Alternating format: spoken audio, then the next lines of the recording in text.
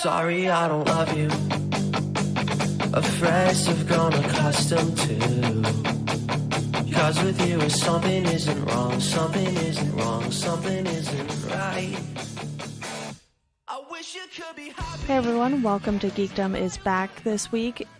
Max Mallet is returning to talk more comics. I know in our previous episode we discussed we might have you back on, Max, for some other things other than comics, but as it turns out, you and I like so many comics that it just ended up being comics again this time. That's right. It was meant to be.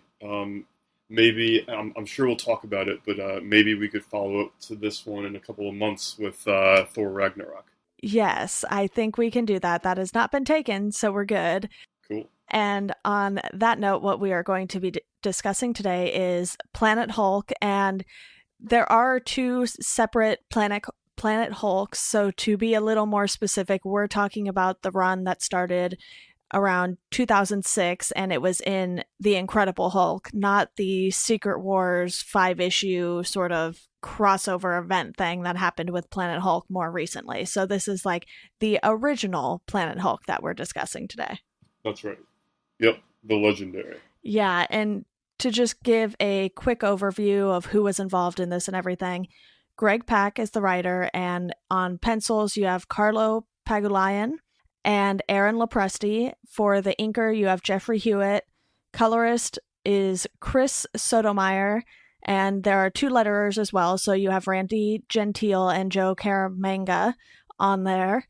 I hope I came as close as possible on all of those pronunciations. So, Max, why don't you just give us a quick overview of what this entails? And I will note that this runs about 14 issues, I believe, is what we determined it is. And it's issues 92 to 105 of The Incredible Hulk. Yes. It is a very long trade. I'm not sure if it's long enough to be considered an omnibus, but in person, which is how I read it, I read the physical copy, it looks large enough to be considered an omnibus. But either way, the general gist of this is there was a 4-issue run preceding this by Daniel Way, who was writing Deadpool at around the same time this came out. But basically the way that run ends is the Illuminati, so Reed Richards, Iron Man, and a couple of others who escape me at the moment, basically conclude that Hulk is too dangerous to be trusted to be kept on Earth.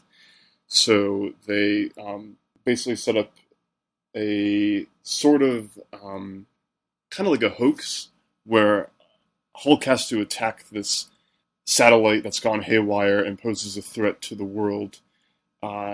And in so doing, they kind of lure him into the spaceship and they send him on his way. And basically, a calculation goes wrong and he lands on the wrong planet. They had intended for him to land on a planet with no intelligent life, so that he wouldn't pose much of a threat to anything and nothing could pose a threat to him. That's basically how the logic goes there. He lands on a planet with very intelligent life, with very advanced weapons and very violent creatures. And that is how Planet Hulk starts. He quickly becomes enslaved and has to earn his freedom back. So I don't know how much detail you want me to go into off the bat, but that's basically what precedes Planet Hulk and how Planet Hulk begins.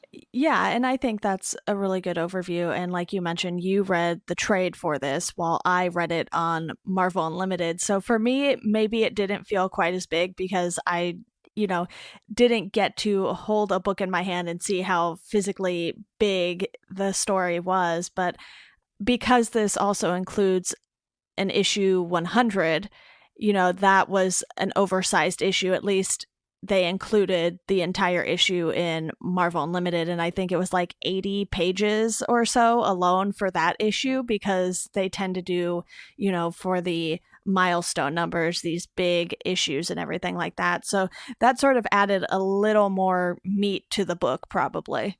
Yeah, the giant issue in this one is definitely noticeable. It's the sort of thing where, like, I'm not gonna lie, I kind of cheat and I see how many pages remain. But with that said, uh, it's even though it's, I think, over 400 pages, it goes by pretty quickly. Yeah. I read essentially two-thirds of the book in a couple of hours one night. So it's not the kind of book that feels like a chore. Every issue is either action packed or entertaining in some other way with character development. So uh, it flies by pretty quickly. Yeah, and I figured the best way to break this down would to just sort of take it the little story by story arcs that they offered, and I was expecting something closer to like 2 7 issue story arcs or something like that, since most trades seem to be somewhere between 5 and 7 issues or something like that. But they actually broke this down into 4 different sections, and the first one we have is Exile. So you already mentioned how he sort of got to the planet and everything, and they don't go over that too much in this. You sort of start piecing it all together by the end if you didn't read anything that came before it. So I think where they started with the Exile storyline and everything still works because I asked you beforehand. I was like, hey, do I need to read anything before I dive into Planet Hulk? And you mentioned that you can just read it as a standalone. And I think that's part of the reason why they sort of let you piece it together throughout this story instead of just being like, okay, so Hulk's here and there's sort of this story going on that you don't really know about going into it.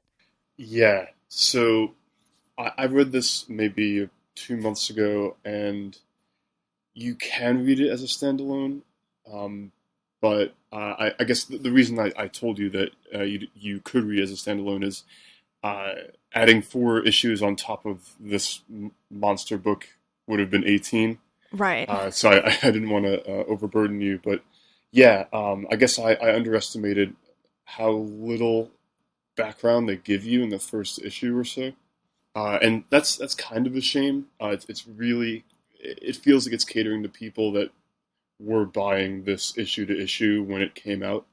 I mean, they give you enough background so you're not lost. You can kind of piece together how it happens, but yeah, they should have at least dedicated a couple of pages to previously in Hulk.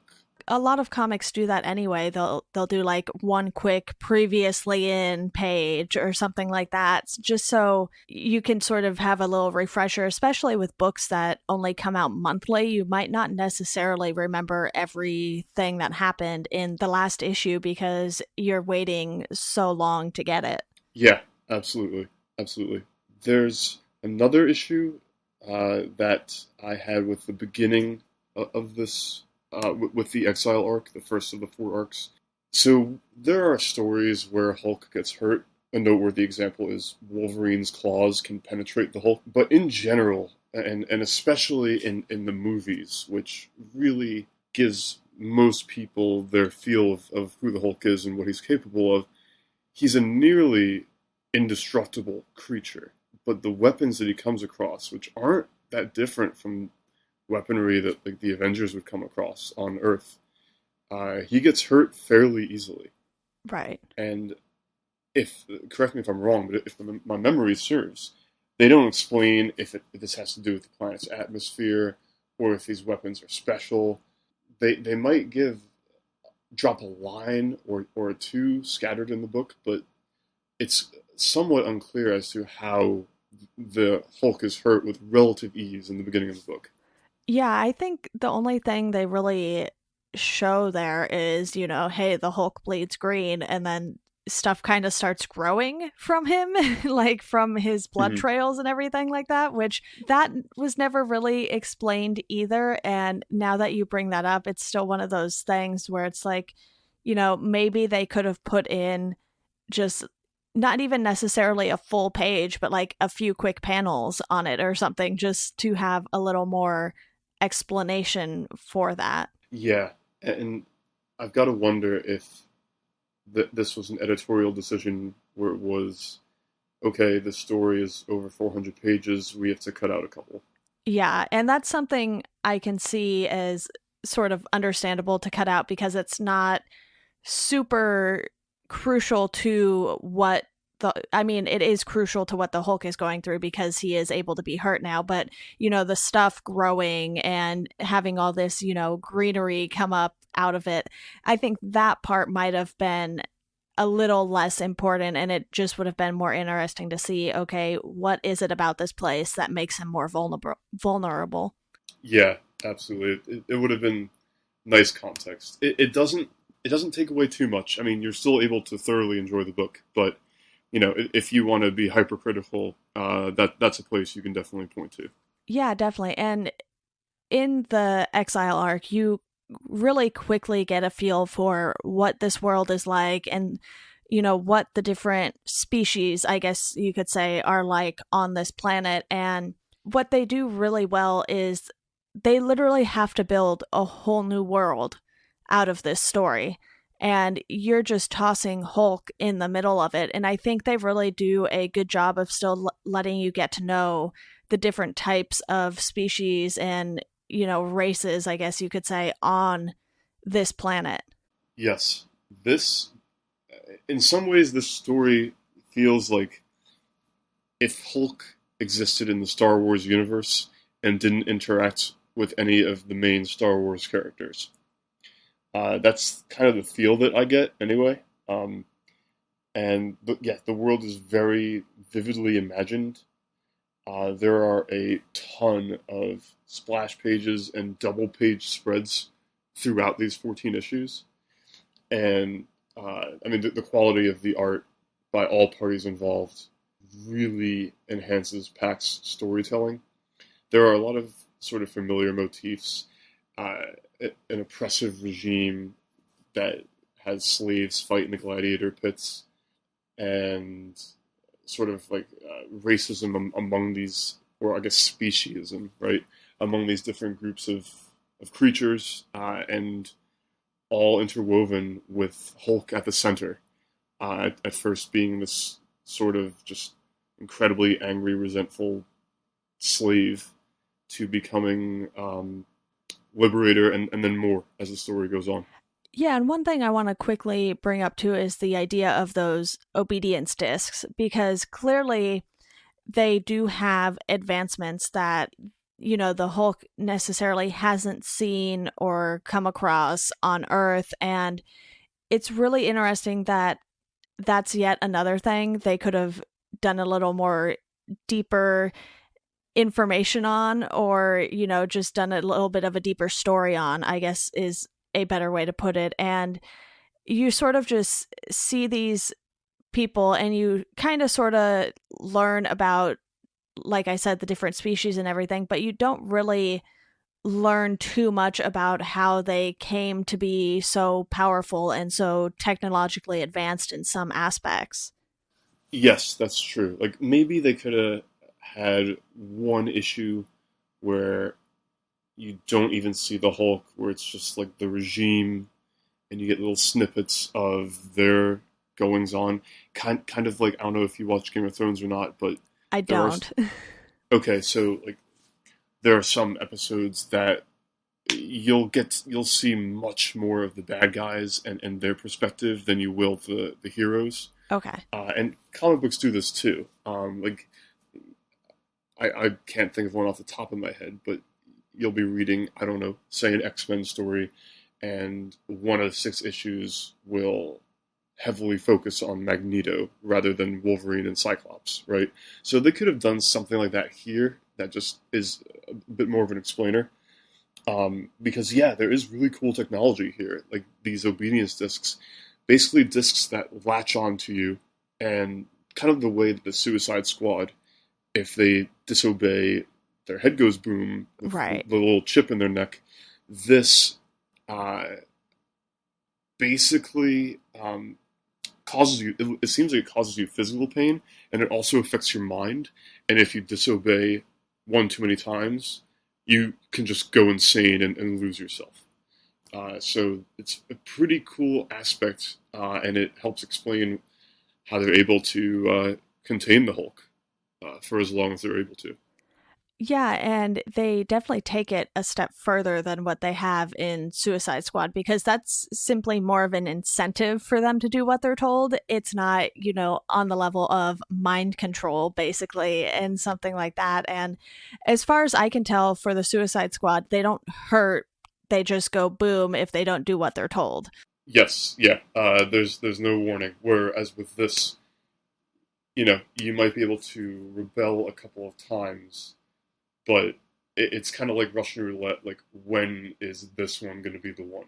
Yeah, and you mentioned doing a full issue on the technology and more about the world and everything like that. I think because there were so many big fight scenes in this, if we had one fewer of those, I don't think it would necessarily have made the comic any less of an entertaining read than it already was. Yeah, absolutely, absolutely. Well, do you have anything else you want to mention about the exile arc, or do you want to move on to the anarchy part of the story? No, we can definitely move on to the anarchy part. It's about to get juicy. Yeah, so here, this is where you sort of see Hulk taking up this mantle as a very, very reluctant leader. And that even that might be an understatement because, he's aware of what has been done to him and why he's not on Earth anymore. And he sort of just really wants to be left alone. And I think because he still has Bruce Banner as part of him and everything like that, he's probably always wondering, like, what if I am what they say I am? And he just wants people to leave him alone so that he's not tempted to hurt anyone. And it really seems like, he just wants to sort of do his own thing, but that everyone is looking up to him because of how well he fights. And to them, he's sort of like their last hope. Yes, Hulk doesn't convey it very well, but somewhat like Wolverine, he knows he's a danger to everyone around him, and the way he deals with that is by being rude to them. Right. So it's not a very diplomatic tactic, but he thinks he's really doing this for everyone's own good, and as a result of that, he's not inherently a great team player, but in the storyline, the events around him necessitate him being the team leader. He's a reluctant leader here, not unlike what you'll sometimes see with Batman and the Bat Family, or Batman and the Justice League. Sort of similar vibe, but even more reclusive. Yeah, and this is where even more of the fighting comes in, and this is a fight for survival because the Red King is still coming after him because when he was in exile, it's like he was fighting more so because of the obedience disc, and then eventually they are able to get rid of those. And another Marvel character that makes an appearance in this is the Silver Surfer.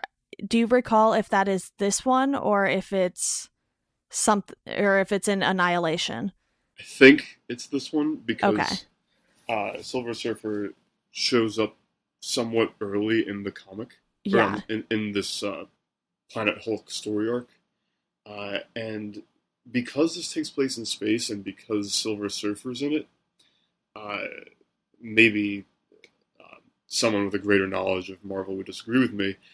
I sort of considered this whole story arc to be a Marvel cosmic event. Yeah. And as a side note, I have found that the Marvel cosmic events are the best Marvel events, period. But yeah, with that being said, the Surfer being here is super cool. We find out that he's also a prisoner on this planet. And his inclusion is cool because he's one of the few Marvel characters that could really take the Hulk on in a fight, and also vice versa. So them being pitted, even their skill sets and their abilities are vastly different. But the Surfer is sort of this like mystical character that I think a lot of mainstream readers and also moviegoers don't know much about. So I really, really like his inclusion in here. I don't know if you'd call him an A-list Marvel character. He might be, but he doesn't have Hulk's recognition. And I think as a result of that, he complements the Hulk greatly as a character without overshadowing him. If it were Iron Man or Wolverine or someone like that, I think that character might overshadow the Hulk. But I think Surfer is just a compliment.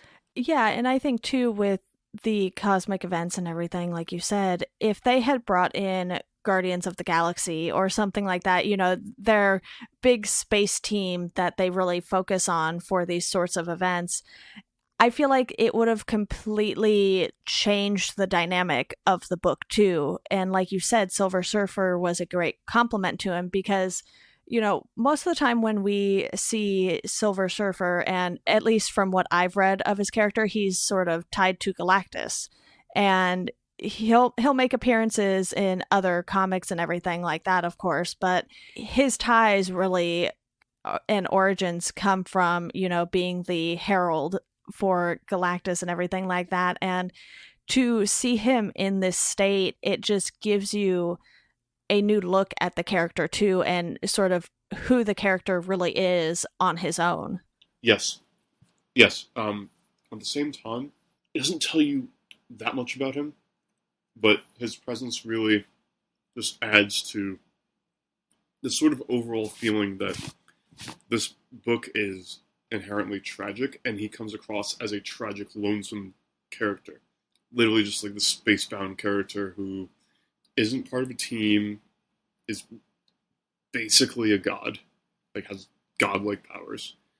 And he just, it comes across as a pretty tragic character in a book that, as we learn, will turn out to be a pretty tragic one.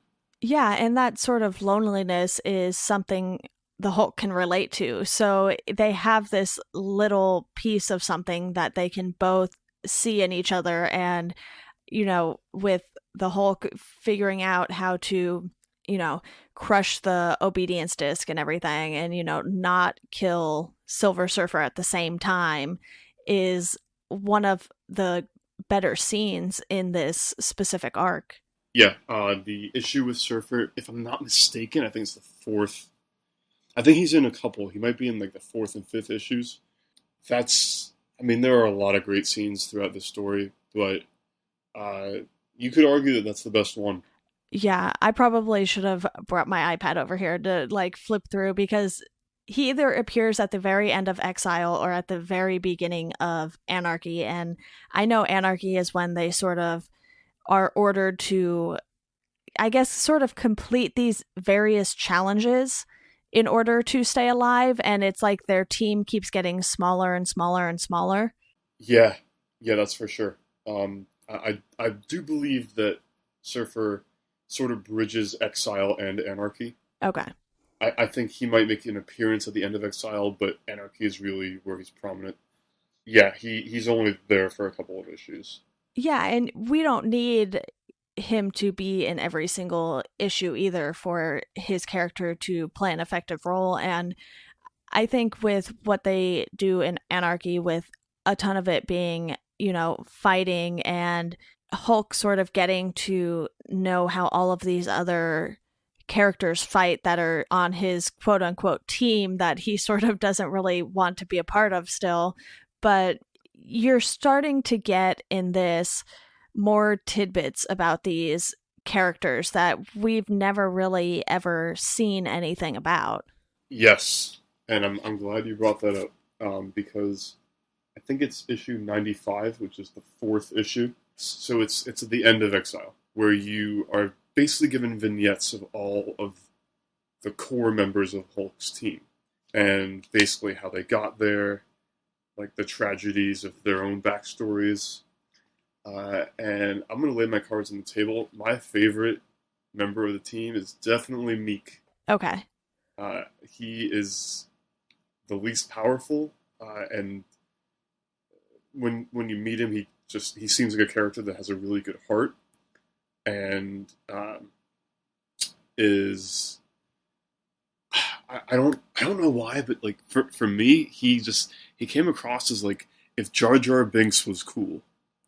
To me, that's kind of what this character was like, and he goes. I think that when Pac if I'm not mistaken, Pack created all these characters, and I think when he created him, he knew that this would be the fan favorite, and that's why Meek he plays a larger role as the book goes on. Okay. Yeah, and I think they sort of gave him, Greg Pak, free reign to create this whole world outside of what we already knew in the Marvel universe. Yes, yeah. I mean, it seems that way, and I think I was mistaken with what I was talking about. That might have been a different issue, but anyway, yes. At the end of the whole story, like is often the case in these critically acclaimed events, Pack writes a one-page sort of diatribe on what the experience of writing Planet Hulk was like, and it does seem like he had a pretty good amount of free range here.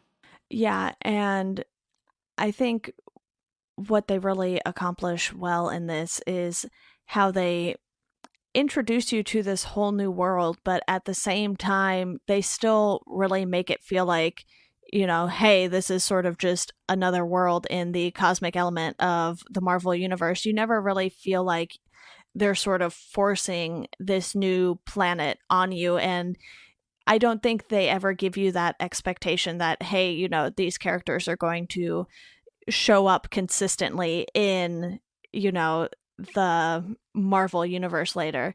And I'm looking it up as we're talking here, but Silver Surfer is in issue 95, which is the first part of, or sorry, the fourth part of Exile. And then it looks like that sort of rolls over into the first part of Anarchy. So, I'll keep this up so we hopefully do not get too many issues confused here. But do you have anything left that you want to touch on for Anarchy? No, I don't. And yeah, my apologies if I say something happened in one arc when it happened in another. I'm holding the trade in front of me, and since it's such a massive book, and I haven't bookmarked everything that I could touch on. I am flipping back and forth when there's a little ambiguity. Yeah, no, it's totally fine. Because I read it on Marvel Unlimited, a lot of it sort of blurs together for me. So I probably should have pulled everything up before we started this just so I could, figure out, okay, this issue is the start of this one, but we're going to move on to Annihilation now. And this is the one that starts with issue 100. So you are getting this giant-sized issue for the very first one of this story arc. And this is the arc where they are fighting against the spikes that have been launched on them. And the Red King is sort of just going all out on his attack against the Hulk and his team. And I don't know if I'm going to pronounce her name correctly, but I want to say it's Kyra, and she's the Old Strong, which sort of means she has this power that no one else really is able to have or handle. That was the gist of it that I got anyway. Yes, she is a badass character. I really liked her. And this issue 100 is also, we've come to the point where Meek has had his transformation from a sort of skinny, short little beetle to a Hulk-sized, massive, beetle king. Yeah. Which is pretty cool. And yeah, the spikes are just disgusting. They are horrendous. Yeah, and they sort of just consume anything and everything in their path and start getting bigger and bigger and bigger. And it kind of reminded me of watching the movie Slither, which a friend told me to watch. And, this alien life form basically landed on Earth, and it's like it would attach itself to a host, and then everything it consumed would just make it bigger and bigger and bigger, and eventually the guy was taking up the entire living room. And that's sort of really what this reminded me of. And it was definitely just as disgusting as that was in Slither. Yeah, so I unfortunately can't chime in there. I haven't seen Slither. I'm vaguely familiar with it, Okay. but yeah, I mean, so the spikes are, I guess you'd call them a parasite that sort of zombifies the host, Yeah. and uh, basically like, but at the same time, it seems like it's not a mindless zombie. It's sort of this like hive mind phenomenon happening where they all sort of attack the same objective, um, but they cause these like spiky limbs to protrude from the host, and it seems like it's sort of like getting bitten by a zombie in that like once it happens to you, there's probably no going back. Yeah, and this arc accomplishes a lot because not only do they defeat the spikes, but they overthrow the Red King, and Hulk ends up becoming their king now, even though that's something he's still pretty reluctant to do. And then he ends up married to Kyra, and he, for the first time in this story, is truly happy. And we even see him become Bruce Banner for a very, very brief moment. And you know that guy is still in there. And one thing I did want to bring up with you is it's always been a thing where the Hulk obviously is not nearly as smart as Bruce Banner is. But in this, the Hulk seems fairly capable of, gathering his thoughts and having these things that he wants to do that makes total sense for him as a character, but he's sort of not just this like big stupid green man that sometimes I feel like people make it seem like he is because of that degradation, I guess you can say, between him as Bruce Banner and him as the Hulk. Right. Yeah. I think the past movies have kind of informed people that the Hulk is this sort of mindless beast, Yeah. when he's really not. Yes, the Hulk is not this intellectual um, force of nature that Bruce Banner is. He's a physical force of nature, but he's not unintelligent. His intelligence as the Hulk is sort of more like battle savvy.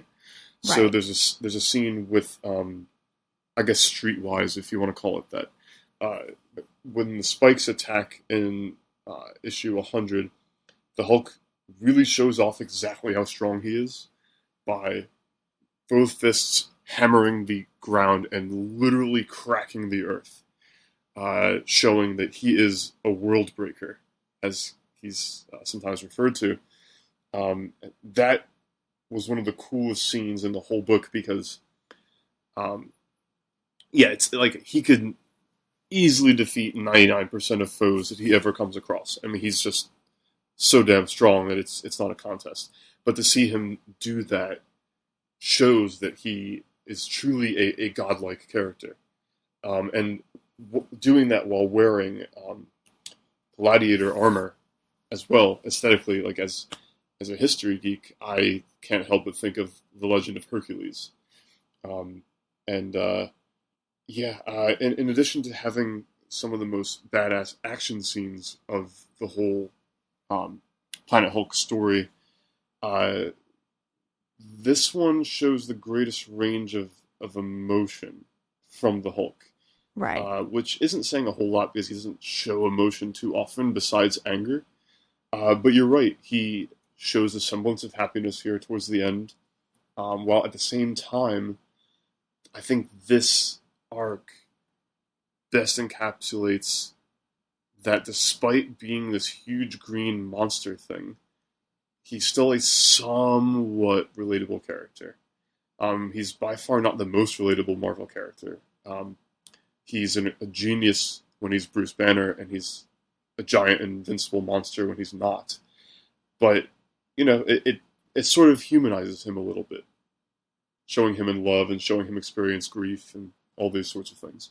Yeah, and even just that instance of seeing him as Bruce Banner again, it's like you realize that part of the character is still within him. It's not like the Hulk has completely taken over and, Bruce Banner is never going to show up again. It's more of a survival thing for him at this point. He knows his chances of survival are probably way better as the Hulk than they are as Bruce Banner on a planet like this. And, we have two more issues left to talk about, but with Annihilation, this arc really does encompass sort of that full spectrum of emotions that you're going to be able to get out of the Hulk, and I think that's what they did really well here. Yeah, yeah, no question. I do have a question for you based on something you just brought up. Okay. Yes, it seems like as the Hulk, he's much more likely to survive this planet than as Bruce Banner. Um, in the first Avengers movie, granted the movies and the comics do diverge, but Bruce Banner in the film says one time when things got really dark for him, he put a bullet in his mouth while he was Bruce Banner and proceeded to transform into the Hulk, who then spat the bullet out. So, it makes me wonder a couple of things. It comes across throughout Planet Hulk that the Hulk hasn't purged himself of Bruce Banner, but is very close to that. It seems like it's 90% Hulk, 10% Banner. And then beyond that, if he were killed as Bruce, would he be able to transform into the Hulk? And then it's as if he wasn't killed to begin with? Or how do you think that works? Yeah, that's interesting that you bring up that part of the Avengers movie, because I actually didn't have much recollection of a whole lot of the little details like that in that film. And I really do feel like him being the Hulk is more of a survival thing. So I'm wondering if someone could even kill him as Bruce Banner without having him turn into the Hulk beforehand. So I think that would definitely be something that would be interesting to explore. Obviously, that probably would not be an all ages comic or anything like that. But Right. I think it's definitely something that could be touched on a lot more. And I feel like that's something that could really make the Hulk more of an interesting character because, while he's been okay in the Avengers movies and everything like that, when they were doing, the solo films or even the TV show, you never really were able to dive that far into the psychology of the Hulk. It's sort of like, hey, this is a thing that happens to Bruce Banner. He's smart when he's Bruce Banner and he's not when he's the Hulk. But I feel like there's so much more to the character than just that. It would be interesting to see what would happen if someone came after Bruce Banner specifically. Yeah, it would. And part of why they don't really focus much on him in the movies probably is because his solo film was with a different actor than who's currently portraying the Hulk. Right. I think that's the only case where that's happened with a major character in the MCU. And I don't know. But it's just such a cast of characters that are competing for airtime. But who knows? Maybe in an upcoming movie. Maybe in Thor Ragnarok this November. Yeah, and we definitely, have seen glimpses of that look pretty similar to Planet Hulk here. But why don't we go ahead and talk about these final two issues with issues 104 and 105? You and I both felt like these two issues were kind of more of a lead in to what comes next with World War Hulk, which I have not read yet. I took a little bit of a break after reading this because, like you said, it was just so ginormous of a comic and a story.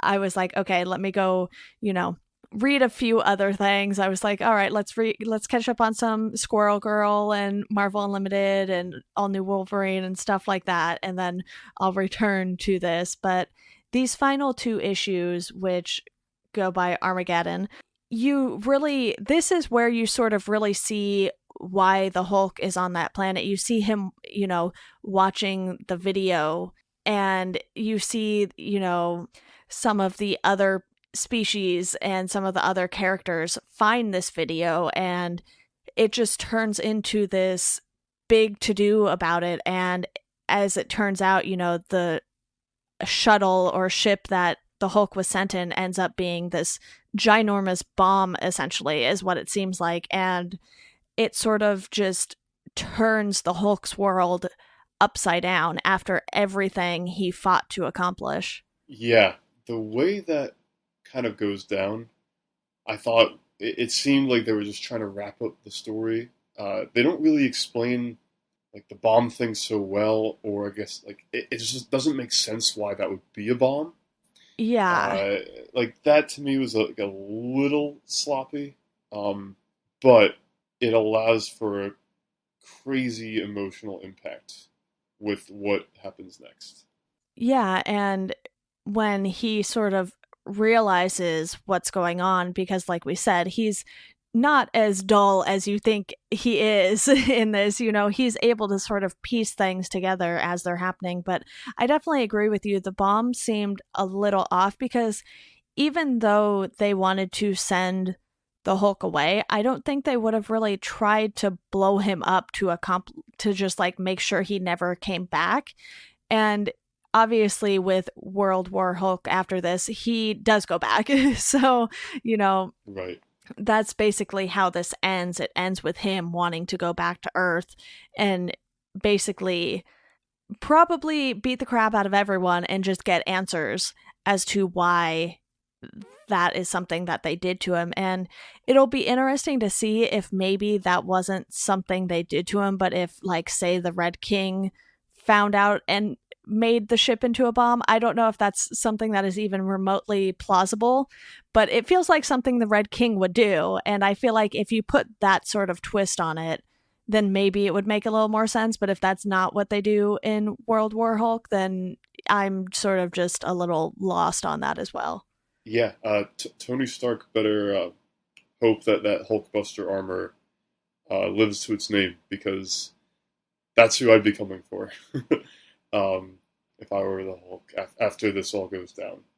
Yeah, like the ship basically, when we say it's a bomb, it's basically a nuclear device, and Yeah. the artwork is supposed to signify that. I think, like the way it's done, it's a little subtle, but it looks to me like it's supposed to be saying like, yes, this is sort of a Holocaust-inducing device. And it's hard to blame the Hulk. Even if he goes a little bit overboard in World War Hulk, the guy was exiled, uh, and he was done so in sort of a con job. Becomes a slave, liberates himself and others, finds love. So good for the green guy. And then his new love and countless others are perished in this blast because of Reed Richards and Tony Stark and company.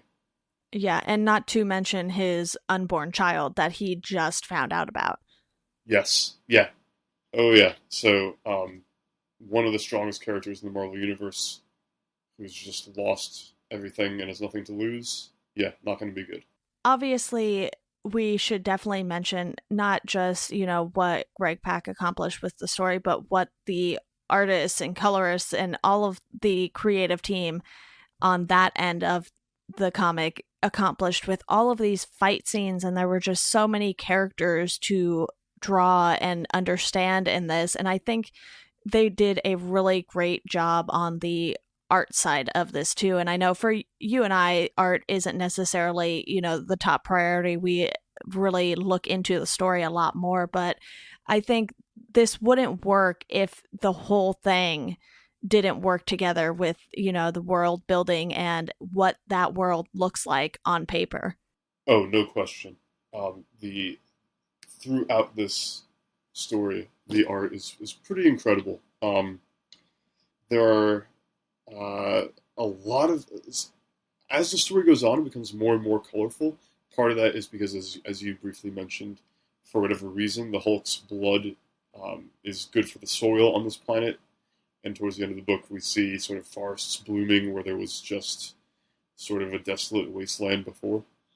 And there's a lot of fire throughout the book, and a lot of very intricate action scenes and lots of splash pages. So there's a painstaking amount of work that went into this. It's pretty evident, even if, like me, you don't know a whole lot about art. You can definitely just take a glance at a couple of pages and instantly tell that this is a very well crafted book. Yeah. Well, is there anything you want to touch on before we wrap this up here? Just a couple of parting thoughts, I guess. Whenever I read a trade, I write down on a scale of 1 to 10 how excited I am about it, and then I follow it up with a grade. Initially, I was just so impressed by this book, and frankly, gave a lot of kudos to Pack for the fact that he made it as tragic as he did at the end. That I gave it a 10 out of 10. Mhm. But given the holes that we've poked into it while talking about it, I'm going to lower that to a 9. It's still an incredible book, Yeah. easily worth the price of admission. Um, and I would go as far as to say that stories from around the same time, like Civil War, um, Old Man Logan, uh, I think this is by far superior to those events. And yeah, I mean, full disclosure, I thought Old Man Logan was super underwhelming, and I didn't like House of M. I thought Civil War, it was good but not great, and I've just been looking for a Marvel event that lived up to the hype, and this one does. And the Hulk is not one of my favorite characters. I don't think he's that relatable. There are moments where he is, but in general, not so much. Not like Peter Parker, for example. Um, but yeah, this is the world building and the art are both so good, and the story's long enough to make all the side characters feel like they belong. That they're not just lackeys. That the whole thing as a collective is really a joy to read, and I can't recommend it enough. Yeah, and you sent me that spreadsheet that you were mentioning before we decided what we were going to record on. So, I was going through and I was like, all right, it's a lot more fun to talk about things you enjoy. So I was like looking at your higher scores and everything. And I was like, I haven't read too many Hulk comics. So why don't we cover this? And I think I enjoyed Mark Miller's Old Man Logan a bit more than you did. But when you have something like Civil War, and I think in total there's like 98 or 99 Civil War issues between all of the tie-ins and like the main 7 or 8 issue event or whatever it is, and it's like that's something that is just a little too overwhelming if you want all of the pieces that fit together with that story. And this, it felt like a really good contained story within just this title. Yes, that is a very good point. You can read just the main Civil War book, and I think that's 6 or 7 issues. Yeah. But man, like Marvel and their tie-ins, like that's so many damn tie-ins. Whereas with this, if you want the whole story, you're reading 18 issues. So you're reading the prequel that Daniel Way wrote, and then you're reading the 14 issue main story that Greg Pak wrote. And Pak, it just to give him specifically some credit here, is a fantastic writer. If you want a really emotive story by the same author, read Magneto Testament from the Marvel Knights era. It's an isolated Magneto story from when he was in a concentration camp. So it's Magneto before he was Magneto. And Greg Pak has also written Superman 2. And he recently said that he thinks that if Hulk and Superman got in a fight, that Hulk would win. Which seems a little counterintuitive to me, but hey, he's written both of them, so I'll let him have the final word on that. Yeah, and that actually works out nicely because I was going to see if you had any quick recommendations you wanted to throw out. So, I'll make note of those. But do you plan to read on and continue with the World War Hulk storyline if you haven't already? Because I know he also writes that, but instead of, the artist they have, I believe you have John Romita Jr. on art, and I think you have maybe some other people here and there for that one. Yes, so I have not read that, but I will. I'm in the middle of reading a few different Civil War tie-ins right now, as I move forward in Marvel's canon. World War Hulk takes place a year or two after Civil War. Okay. So I'm getting to it. I must say I'm not a John Romita Jr. fan. I think some of his stuff is better than it's inconsistent. I don't like his Spider-Man art. I think his artwork is a little too blocky. So I don't like how he draws Spider-Man or Superman or Batman. But I really liked his work on Wolverine with Mark Millar. I think characters that are stockier in build, the Hulk being one of them, I think his art might work for that. But I'm not his biggest fan in general, so I'm a little lukewarm, but I am looking forward to watching Hulk do some damage as well. Yeah, and for me, I just sort of want to see how it all plays out in the end. If they sort of go with what I was thinking, or if it really was, Tony Stark and Reed Richards putting the bomb or making the ship the bomb and that sort of thing. I think, there are definitely questions that need to be answered in World War Hulk, but it's not so crucial that you read it necessarily right away. So you mentioned not really reading too many Hulk comics. Are there any others you have read that you enjoyed, or is this sort of really the first Hulk story you've thoroughly enjoyed? So the Daniel Way prequel to Planet Hulk is quite good, actually. Okay. It really it starts with the Hulk sort of in isolation in Alaska. He has self-isolated. The dialogue is pretty good, and I definitely recommend checking that out if you want to. Hulk Gray by our boys Loeb and Sale of the Long Halloween fame is pretty good. It's not as good as this. Okay. It is a lot shorter. It's 6 issues. Yeah. It really goes into, it dives pretty deep into the Hulk as a tragic hero, and there are a couple of other Marvel characters that make their appearances throughout that arc, but it's a good story. It's not great, whereas Planet Hulk is great. So yeah, I haven't read a whole lot of Hulk, so far that's what I've got for you. Yeah, and I've heard good things about the new Hulk with Amadeus Cho, so I think that's something I might have to build up to at some point because, what I've been doing with Marvel Unlimited is obviously I've been reading stuff for the podcast specifically, but when you go to the comic book store and they have like the free DC essentials and, like Marvel comics you should read, I have the Marvel's greatest collections just like sitting on my desk at all times now. And I sort of just flip through that and see, like what stories they really recommend, some of the bigger events and everything like that. And I've just sort of been checking them off as I go through because they have it broken down by character, which is nice. So you don't just have, the Avengers lumped into one. They break it down and they're like, okay, then here's the Hulk stories you should read, the Captain America ones, Black Widow, and so on and so forth. So I'm sort of starting with quite a few things in that, and then I'm, picking my way through some other stuff as I either write articles on them or, like I said, do the podcast on them. Very nice. That's awesome. That's awesome. Yeah, I'm being a little stubborn myself with reading chronologically. Your way actually sounds a little bit more fun.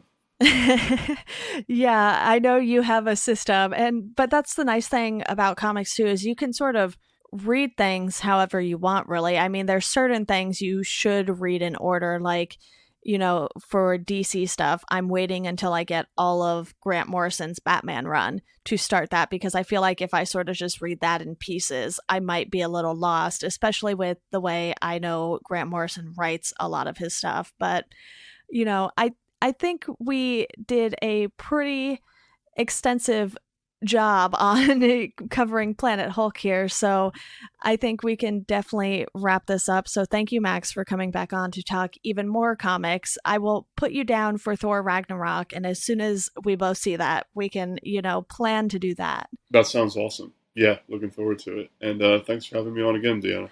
Of course, and to the listeners, as always, thank you all for listening, and we hope you enjoy the rest of your day.